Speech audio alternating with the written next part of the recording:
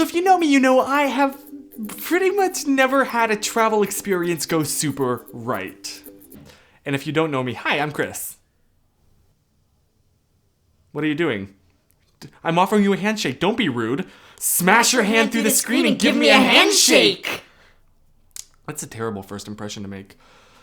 And on to the story. When you think airport, probably one of the first thoughts that pop in your head is the TSA. Ah yes, that classic American institution. Truly, there is nothing more American than not actually wanting to deal with a problem, so you put on a false sense of like security theater to pretend like you're solving the problem, when in reality, if anything, it's just creating more issues. God bless us. If you've never flown before, you're escorted to this conveyor belt where, with everybody watching, you have to take off your belt and your shoes, which is rather awkward. And, you know, put your backpack onto the conveyor belt, take out your laptop, which I was very nervous that I would not be able to take with me because I have a 2015 MacBook, which apparently there's some kind of program where you can't fly with those anymore. Joy! But the TSA, being the TSA, didn't even notice and instead freaked out about the water bottle that I happened to leave in my backpack, which I promptly threw in the trash can. Right next to the line in security, which is a great place to put potential bomb objects. Seriously, not that I'm planning on doing it. I'm not a terrorist. I just want to get that on record. But if for some reason I were planning to cause havoc at an airport, like the line in security is the biggest bottleneck at an airport. You better believe that would be where... How has there not been any... I guess that's a good thing. I guess that speaks to the general goodness of humanity, the fact that no one has tried to...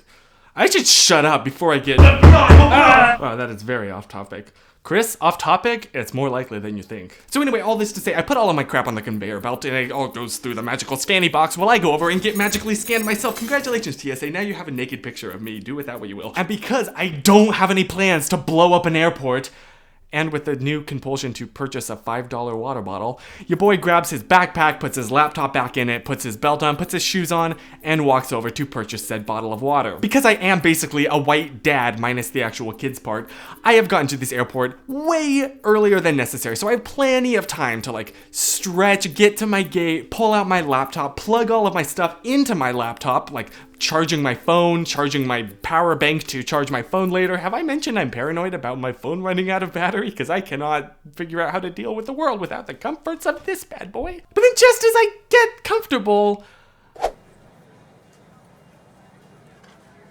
Attention, Christian Howard to security for a lost item. Christian Howard to security for a lost item. Probably shouldn't have filmed that cutaway before I got my haircut. That's good continuity right there. Video 101. I do like the pat down, right? The mini Macarena that you do. You know, I have everything. And a little bit worried, I hoof my way across the entire terminal. Thank goodness I have time for this issue. Which of course, to get there, you need to like pass all of the do not enter signs while entering. To be greeted to this old Southern lady saying, "Son, do you feel a little bit lighter?" What? "Son, do you feel a little lighter?" So, confused and slightly worried that I've been singled out by the TSA, I explain like, I don't understand what I missed. I double check like I have everything. Only to, in the middle of saying that word, notice what is behind her. My suitcase! I put my suitcase on the conveyor belt and then walked away without it! I completely forgot! I was gonna go on this trip without my suitcase! At this point, a few other TSA folks come on to see what all the commotion is about. I have no excuse! I tell her that. I just like, whoops, I kick the microphone. I'm reduced to a stuttering... I have no excuse. I'm stupid. I have no excuse.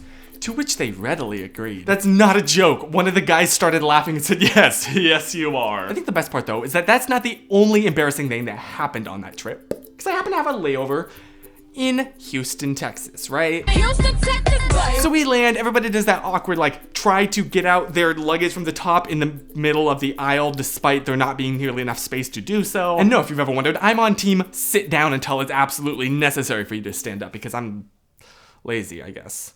However, as I'm getting out of my seat, apparently, somehow, someway, my back pocket grabs on the seatbelt, and rips off.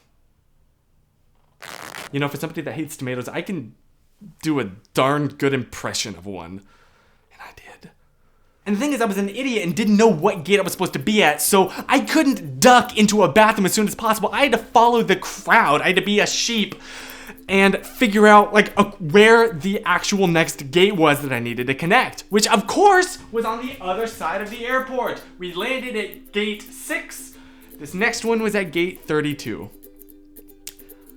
Seeing as how I'm pretty sure that mooning everybody in an airport will get me on a certain list, I thankfully have my backpack that I can use to cover it up. Now, what would have been really smart, right, is to just use my jacket, tie it around my waist like a white family at Disneyland.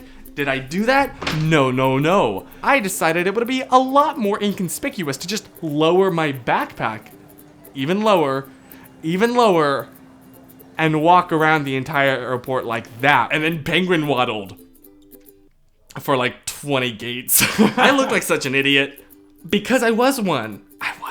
I think the worst part though was this was the first flight in a long time where I decided, you know what? I don't necessarily want to vlog this. So I have no footage, I have no proof that this happened, but I promise you it did. I don't know what the moral is. Don't be an idiot. Don't be like Chris. Don't be an idiot. Now, do you have any embarrassing travel stories? Please comment them or like make a video yourself. I want to hear. I want to know that I'm not alone, and I don't know, I'm really entertained by stories, hence why I make so many. Also, in about a month, I'm doing a solo, like 30-hour flight from, Los Angeles to my long-distance girlfriend, Susan. We're gonna hang out together. So if you want to see that, and I'm sure the inevitable guffaws, follow my travels channel. And in the meantime, remember, make sure you have your suitcase. And I guess that was the moral. And stay positive.